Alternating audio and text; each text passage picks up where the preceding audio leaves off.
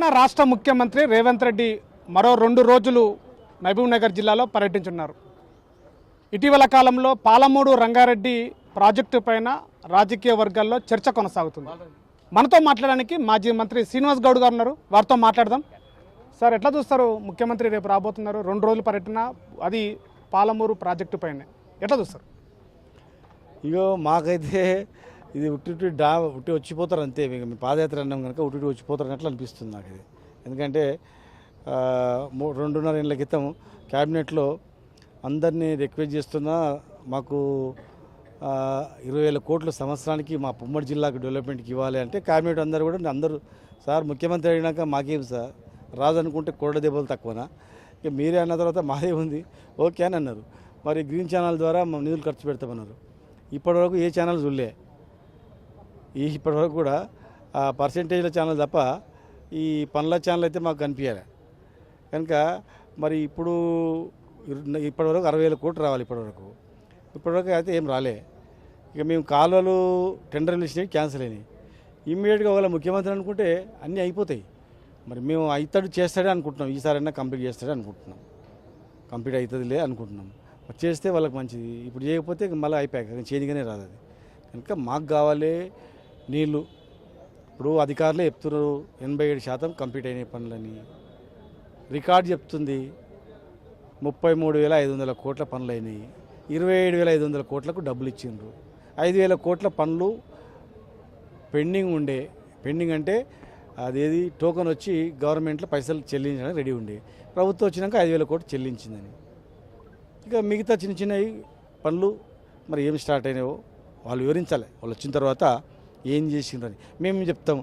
మోటార్లు పెట్టినాము, సబ్స్టేషన్లు ఏర్పాటు చేసినాము, 87 కిలోమీటర్ల టన్నల్ దోయినాము, 41 కిలోమీటర్ కాలువలు దోయినాము, నార్లాపూర్ రిజర్వాయర్ మొత్తం 90%, 98% చేసినాము. పక్కన ఉన్నటువంటి ఏదుల రిజర్వాయర్ 90% కంప్లీట్ చేసినాము. ఒట్టెం రిజర్వాయర్ 95% కంప్లీట్ చేసినాము. కరీం రిజర్వాయర్ 95% కంప్లీట్ చేసినాము. చిన్న అక్కడ మిగిలినాయి. కరీం నుంచి ఉదండపూర్ టన్నల్ కూడా టోటల్ కంప్లీట్ చేసినాము. ఉదండపూర్ కూడా 60% రిజర్వాయర్ కంప్లీట్ అయింది. కాలువలు కూడా టెండర్లు ఇచ్చినాము. ఏం కష్టపడేది ఏం లేదు వాళ్ళు. మళ్ళీ ఏది ఎస్టిమేషన్స్ కొలవాలి, ఎట్లకించి కాలు పోవాలని కూడా చూసేది ఏం లేదు. అన్ని కాలు ఎట్లకించి పోవాలి, పోవాలి, ఏ చెరువు నింపాలి, ఏ కుంట నింపాలి, జూరాలు ఎట్లా నింపాలి, తర్వాత జయమ్మ చెరువు ఎట్లా నింపాలి, కోయిలసారి ఎట్లా నింపాలి. ఆ రివర్స్లో ఇటు కాకుండా ఈ నీళ్ళతోనే జనవరిలోనే జూరాల ఖాళీ అవుతుంది. జూరాల ఖాళీ అయిపోయిన తర్వాత కూడా మళ్ళీ రివర్స్గా 290 టీఎంసీలు ఉన్నటువంటి రిజర్వాయర్ నుంచి కొట్టి మళ్ళీ ఆ జూరాలను కూడా నింపాలి. జూరాలకు పైనుంచి వర్షాకాలం దాటిపోయిన తర్వాత సుక్క నీళ్ళు అయితే రావు. కర్ణాటక మొత్తం పైన చెక్ డ్యాములు ప్రాజెక్టులు అన్నీ కట్టిపడేసింది. కనుక అట్లా మేము అనుకున్నాం. మీరు గవి ఇక కొత్త ప్లాన్ చేసేది ఏం లేవు. టెండర్లు ఇస్తే నీళ్ళు వచ్చేస్తాయి. టెండర్లు కంప్లీట్ చేస్తే అయిపోతుంది. మరి చూడండి, ముఖ్యమంత్రి గారు చూసి చేస్తే సంతోషం. మీకు కావాల్సిన పని జిల్లా నాయకులు కూడా మేము అదే చెప్తున్నాం. చూడు భయ్, ఇప్పుడు మేము లొల్లి పెడితేనే పనులు అవుతాయి. లేకపోతే 1 ఇయర్ అయిపోతే మీరు అసలు ఇంకా ఘోరంగా ఉంటుంది. 1 ఇయర్ ఛాన్స్ ఉంది మీరు పని చేయించుకోవడానికి. మా మీద చేయండి. ప్రతిపక్ష వాళ్ళు లొల్లి పెడుతున్నారు, పాదయాత్ర అంటున్నారు. మనం చేయకపోతే ఎట్లా సార్? మీరే అంటారు సంవత్సరానికి 20,000 కోట్లు ఉమ్మడి జిల్లా ఖర్చు పెడతామని మీరే మాట ఇస్తారు. మరి ఈ మాట కాకపోతే గట్లే అయితే సార్, పెళ్ళిళ్ళు చేసుకోకుండా డిసెంబర్లో జనవరిలో పెళ్ళిళ్ళు చేసుకోండి, అప్పుడు తులం బంగారం వస్తుంది అన్నట్లనే ఇది కూడా అవుతుంది సార్. మరి 20,000 కోట్లు అది కూడా అదే కథ వస్తుంది. కనుక చేయండి సార్ అని ఒత్తిడి చేయడానికి వస్తుంది.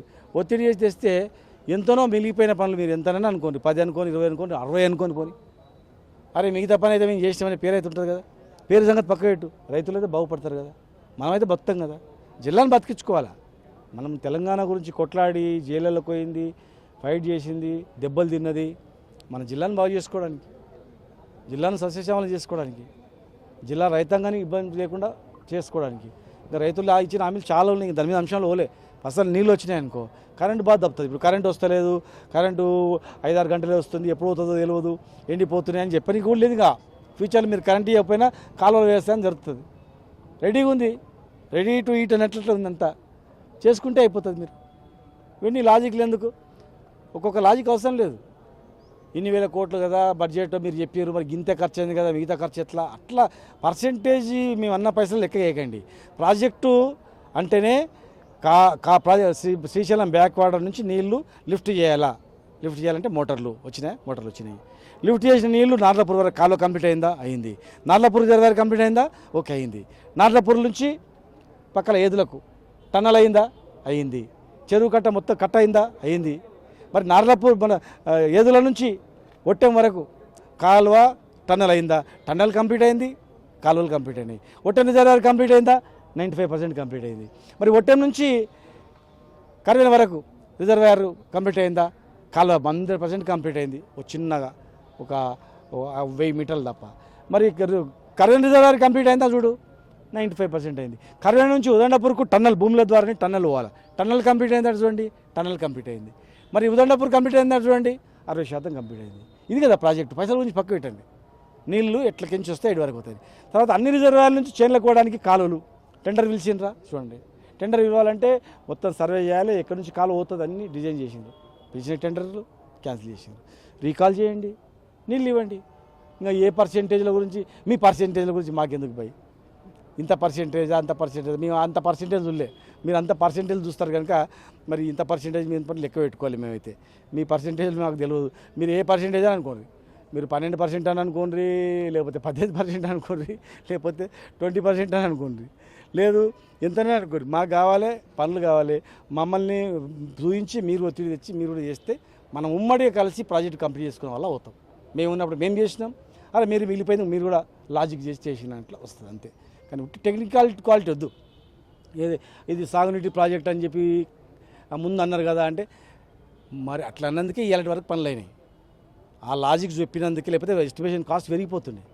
గవర్నమెంట్ ఎన్జీటీలో కేసు ఉంది, సుప్రీంకోర్టులో కేసు ఉంది, అవన్నీ ఉన్నాయి. తోగొద్దని చెప్పింది.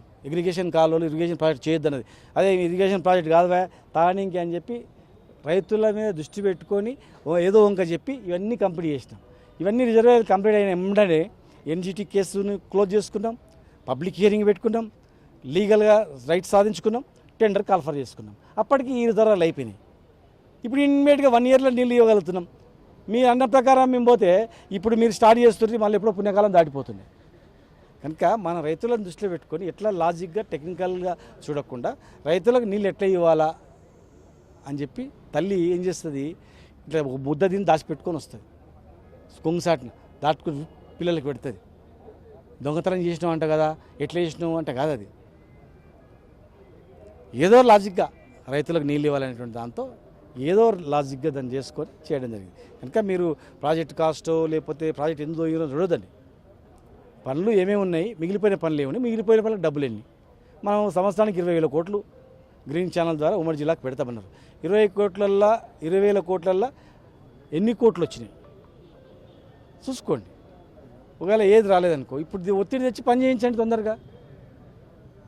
దయచేసి పాజిటివ్గా తీసుకోండి, ఉట్టుటికి ఇట్లా చేయకండి దయచేసి. ఇది పాలమూరు రంగారెడ్డి ప్రాజెక్టు పైన జరుగుతున్నటువంటి చర్చ.